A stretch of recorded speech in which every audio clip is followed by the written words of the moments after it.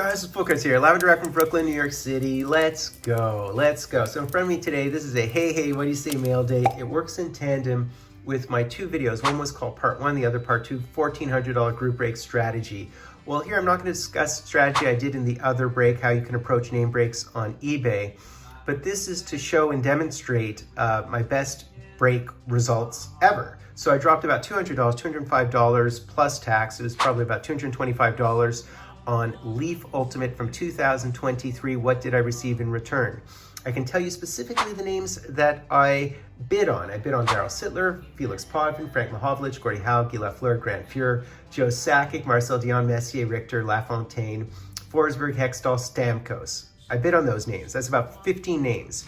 I hit 10 of those names by analyzing the checklist, okay? By analyzing the checklist, and in fact, I had dupes. I've hit the same names twice, not the same cards twice. So let's see, what did I receive for $205 plus tax? That's about the price of a Leaf Ultimate box. I think they might be as low as $180, I'm not sure. But I received more than the 3 cards because you only receive 3 cards in a box. So what did I receive? I shall show you what I received when bidding on those items. I bid on Toronto items, I bid on Montreal items. Gordie Howe was a little bit uncharacteristic for me because usually those cost too much, but sometimes it's worth it.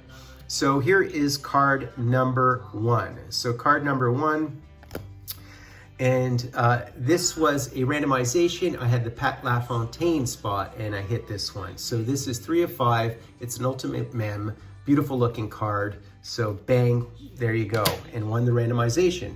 Card number 2. Another multi-way, so this would be Team Ocho. These are beautiful cards, of course, very Leaf forward. Nice that they only show the backs of the cards. They don't own all the likeness, of course. They don't own the rights. I swear by Leaf. When people keep on complaining about Upper Deck, I get annoyed because buy President's Choice, buy Leaf. Buy cards directly on eBay at the price point you want. There are always ways for people with shallow pockets to get it done. So this one here, I had the Stamkos spot, won the randomization, number to 25, but look at the names on here. I mean, HOF, future HOF Central. Okay, next. Next is this one. I had the Moose spot. I think I had the Moose spot, or did I have the Lundqvist spot? I had the Moose spot,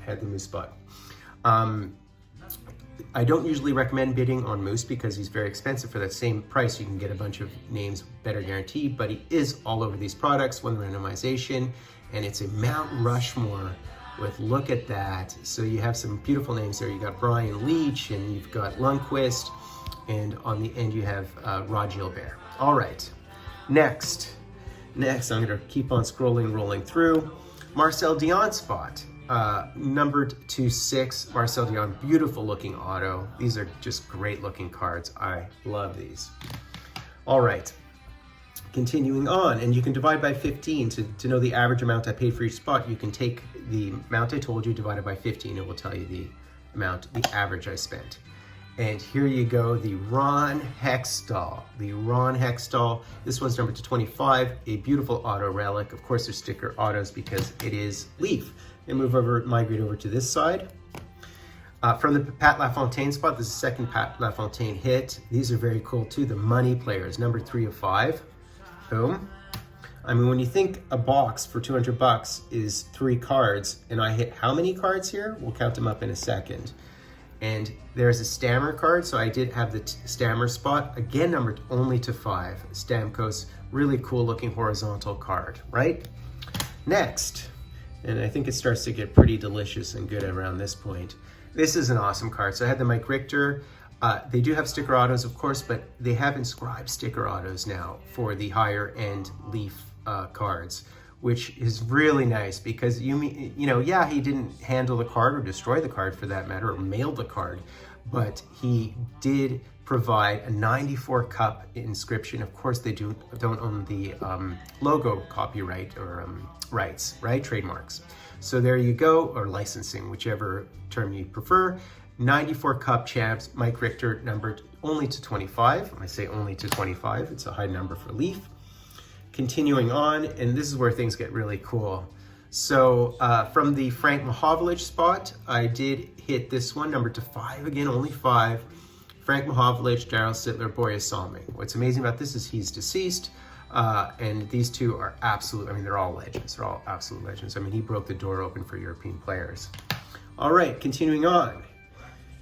So again, instead of you know, a 3-card box or 5-card box with Leaf, I have all these cards. What about this one? So this is Sig's Force. This is a 4-way auto, all goalies, which is my motif per the background, and Felix the Cat, Kirk McLean, Ron Hextall, Mike Richter. And it's a 1 of 1. I mean, come on, a 1 of 1. There you go. I had the Mike Richter spot. All right. In fact, I had both the Podvin and Richter. All right, next. And I tend to pick spots where you can hit autos because I prefer autos. That's why so many of these are autos. It's because I look at the odds, I look at the frequencies, I look at the ratios, and bang. As I said in a separate video, the part 1 and part 2, and you can understand, see some of my group break strategy as it applies to in the game use, which is similar but different, because there's only, by the way, there's only 30 cards in an ultimate case, right? Because 3 cards per box, 10 cases, right? So you're talking about 30 cards, and how many cards have I hit here of that case? I mean, I'll go through in a half a second. I'll tell you what percentage of the case I hit. I'm guessing it's around 35 to 40%. So another 1 of 1, and it is another multi-way auto. And look at that. Look at that. I mean, this card alone is the price I paid, right? Mario Lemieux, Timu, who's so beloved right now. The Moose. And this is a 6/6. So we get to flip it over, man. And bang, bang. Look at this. We have Flower on it. We have his Hull. And, you know, these two guys are deceased. So we have a 1 of 1, 6-way with 6 of the biggest names ever. And even for, you know, Upper Deck SPAs, SP Authentic, Sign of the Times, those are stickers too. So, you know, it's not as if Upper Deck doesn't have sticker autos for big cards. Finally, the last card here, and I probably will open it up. This one is awesome. I don't remember the numbering. And it is numbered, is that numbered to 6? It's either 6 or 8, something to that effect. And it is a booklet. It is an ultimate booklet of Joe Sakic, Burnaby Joe. So I'm going to open it up. I'm not actually, I hate when breakers open up these booklets. They really shouldn't. It's not their prerogative. If you hit the card, it's up to you to decide whether you want to open it or not. It shouldn't be up to the group breaker to open it and display it. I think that's wrong, just so, not that I'm into condition or anything, I'm sort of less so, but it's up to us as individuals to decide whether we're into condition, not the other person, because everybody has different tastes in the hobby. You should not handle cards that don't belong to you, right? Because you're just providing a service. All right, comment below what you think of group breakers, how they handle cards. Again, I'm not like super anal about this stuff. I believe cards exist to be handled, but I believe when a player hits a card, it's up to him to handle the card, not the group breaker. All right, let's get it open. And here we go. This is awesome, guys. This is so sick. Look at that. And I can see now it is numbered only to 6. So let's flip it open. And unfortunately, it is only white. It is only white, so that's a little bit of a disappointment. Nonetheless, a beautiful card. I own so few booklets. So yeah, you know, it's disappointing. They do have patch cards, but those would be the lower number ones. I don't think 6 is necessarily the lowest numbering. It certainly isn't, obviously isn't, whether this is a platinum or whatnot. But really, really, really beautiful card. Beautiful, beautiful card. All right. So I hit 40% of the case, 40%. So what did I say? I said I bid on 15 names or 115 names at auction. 225 is all in, right? So 15 times 15 equals 25. So it's about $15 a name I paid all in, but I hit 10 different names and 12 different cards. So 12 divided by 225 is 18, 19 area, right? So 1, 2, 3, 4, 5, 6, 7, 8, 9, 10, 11, 12. Yeah, 12. Okay. I mean, that is a very, very, very, very good return on investment. It's gambling. I think cards are gambling, but if you're strategic, you can actually get a return. And certainly the one-on-one autos paid for the break. The booklet did to a certain extent as well, certainly. So there you go, guys. Me implementing a strategy, the strategies I explained in the other video. But these were probably my best spoils ever, just in terms of the type of cards that I received. Now, again, I must underscore the leverage of these unlicensed products like Leaf and how beautiful their checklists are if you are into Legends.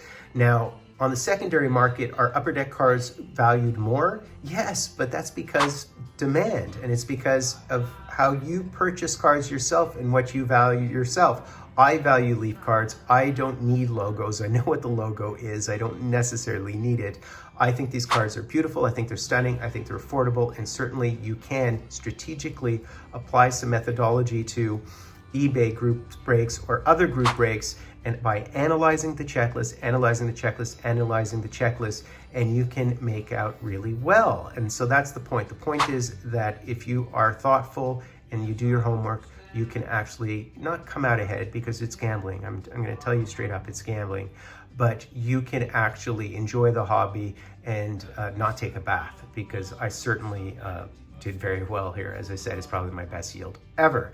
So that's basically it, guys. Hope you enjoyed that. I would be full cards. Do me the honor of sub-liking, hashtagging, tried. I'd be full cards. Live and direct from a place called Brooklyn, New York City. Let's go. Let's go. That was awesome. Some folks just have one, others they've got none. Oh.